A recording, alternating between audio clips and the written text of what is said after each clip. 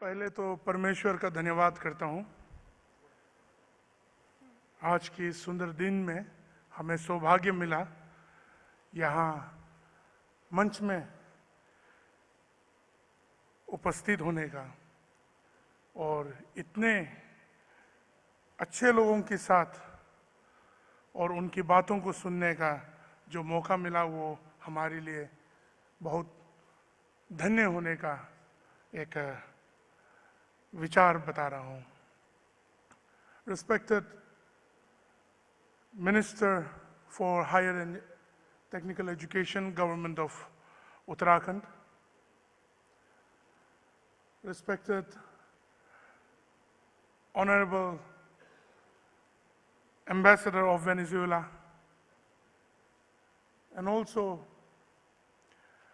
eminent bureaucrats who have come from different big states of this country, and also barons of the education sector, professors, principals, and also the people who are driving to innovate and to bring our country to a new sphere of education. Thank you so much. Chairperson, thank you for your time. He is also healthy like me.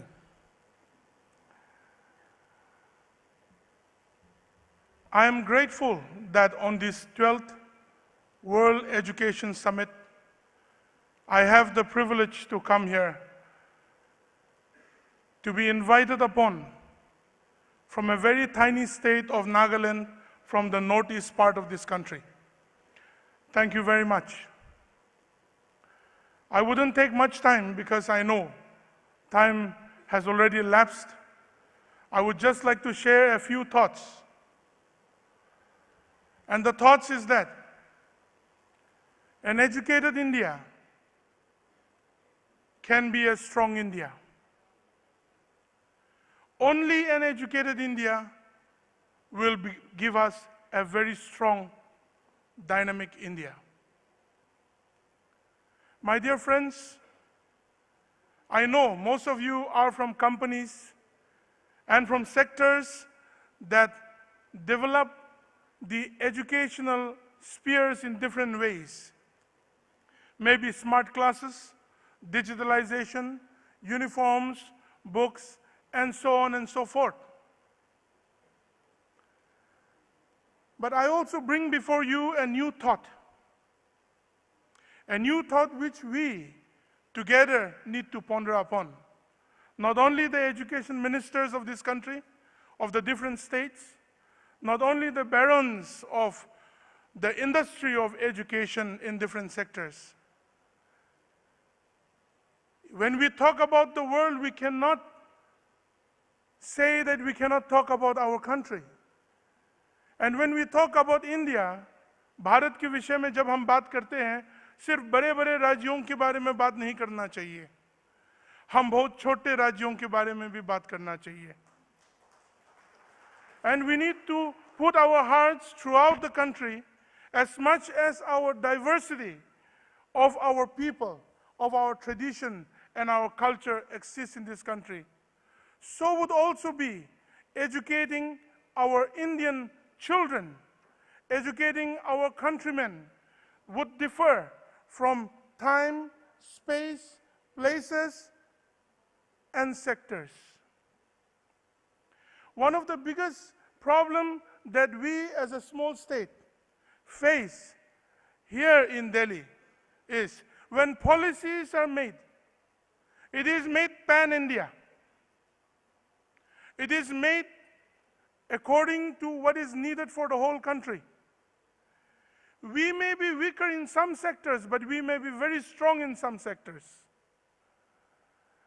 The way you may want to educate a student of Delhi Public School, or maybe Lucknow Public School, or maybe some of the great institutions that are there, St. Stephen's, or maybe many other colleges and universities, that would differ in certain parts of this country, maybe in the northeastern part of the country. Why I'm saying this is because we need to look into the rich traditional and cultural aspects of educating our people. Why do I say it out again? Is because when you look at digital India, when you are trying to digitalize, when you are trying to bring robotics, when you are trying to bring smart classes, I request you, do not take away the essence of teaching. Do not take away the essence of cultural teaching. Do not take away the essence of traditional upbringing. You cannot teach an Assamese guy like you would teach a UPite. You cannot teach a Punjabi guy the way you may want to teach a Keralite. It differs, my dear friends. It really differs. Just as our country is young, with 70% of young population coming up between or below the age group of 40 or 35, India, our country, is arriving to the world.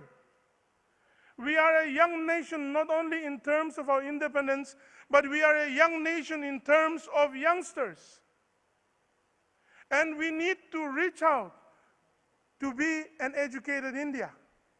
An educated India doesn't mean only by the certifications of being a postgraduate, of being a doctorate, of being an engineer or a doctor. Do we go out to the world or we bring the world to our country? That's the thought we need to have. Do we go out and adopt the ways of the Western world, or do we bring the Western world to our country and let them know what we are doing in the field of education? It may be a complete paradigm shift in the way of thinking, but great thoughts are taught from very small things. I would love the rest of the world to come and know how we as Nagas would traditionally bring an upbringing. And somewhere down the line, we have lost that. By the influx of so many things which is coming in, our traditional way of upbringing children is lost. So would also be maybe in the rest of the country. My dear friends, I know you are going to have a lot of contemplation. I know you are going to have a lot of thought processes how to make the industry of education grow. How many, digital classrooms can be upgraded, how many smart classrooms can be there, how many, this schools and that can be brought up in that way. But also work on research. Study our country in its diversity. And as you study our country in our diversity, adopt those effective, assertive decisions, products, and ways that would educate our people in that way. Our country is growing day by day, not only in population, but also in our human resource. One of the things that we are looking upon in our country is the defense, and it should be in education also. Our Honorable Minister from Uttarakhand was saying that in the education field, the finances are quite poor, quite less. That's true, sir. In the education sector, it is quite less. But the only way we as a nation can do well one day is not only by bringing up our defense forces, but also by bringing up our educated human resource forces. By letting it be known throughout the world that there must be an Indian, not only a Keralite or a Punjabi, but there must be an Indian in Venezuela, in the cornermost part of Venezuela, in the cornermost part of Iceland, maybe in the cornermost part of Australia, maybe in somewhere in Africa also, where an Indian is doing well, where our education is grounded and rooted in its traditional diversity and strength.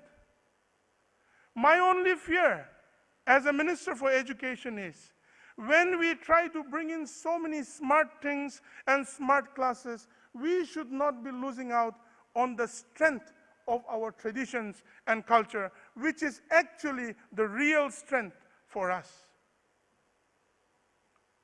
One of my friends was speaking about Dr. Abdul Kalam and many other great leaders. And I'm sure Dr. Abdul Kalam have not studied in some of the premier institutions. I respect the premier institutions which are doing so well in over the country. But let us also put our hearts towards those institutions which are maybe insignificant to name, except by the portrait of that great man who has studied there, where it was completely tough work and hard work, chiseled by the roughness and the poorness of that institution, and he or she has grown up to be a great leader who served its people. I wouldn't take much time, but let me put across this point very clearly. Our country today is at the forefront of the nations of the world, not because of only the great institutions. It is because of the great human spirit that we have.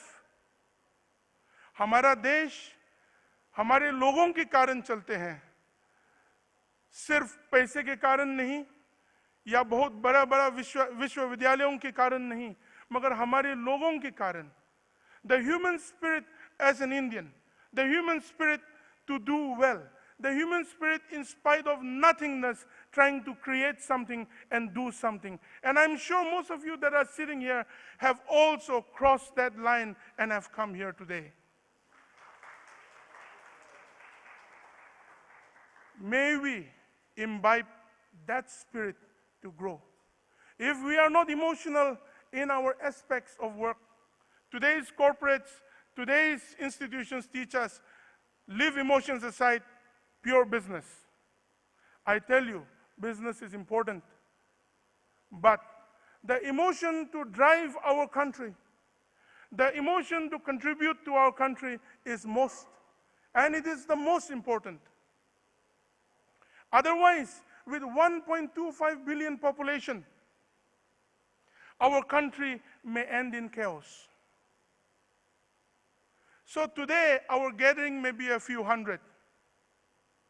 But let the message go across throughout the states that we together are there to build a nation educated, infusing the right goals into our people. Development and education would be justified not by catching the highest position or not by being at the commanding position, but by being satisfied people. But by being able to infuse knowledge into those people who are going to be the future of our country, by allowing them the right knowledge to grow, by allowing them to be satisfied people who serve the country with dedication and with sincerity. Today's children are mostly driven by wanting to do something greater than many things. That is good, but that has to be put in the right direction. Today, when a child sees a BMW, he wants to own it. Today, when a young boy sees an aeroplane, he may want to own it. While educating our people's strength needs to come not from greed, but our people's strength needs to come from service. A strong society of this country needs to be built up. We lost it somewhere on the way. And today, I am proud to be a minister for higher education. The reason being is that my department might not have a lot of money, My department might not have a lot of things to give, but today, people like our Honorable Minister and myself, we deal with the future of our country. We deal with who the leaders of our country is going to be one day. And we are emotional about it. We are strong about it. And under the able leadership of our Honorable Prime Minister, Shri Narendra Modi ji, and Prakash Javadekar ji, who is our MHRD Minister, yesterday I happened to meet him, and he was so happy to help us. He just said, okay, और क्या कर सकते हैं हम? My dear friends, as we arrive into the 21st century, I would like to end my speech by saying, let us arrive in the right way. Let us take this industry very spiritually. Let us build our institutions and reach out to the poorest, to the weakest, and to the most deprived. The goal of the BJP government in Delhi is not only to empower the empowered, but the most important thing is to empower the unempowered. And what better field than the field of education? Education would cover empowering the empowered by 90% than the rest of all the departments. Knowledge will give freedom. Knowledge will give strength. Knowledge will give existence. And knowledge alone can give vision. And the Bible says, a people without vision is lost. Thank you very much. Jai Hind.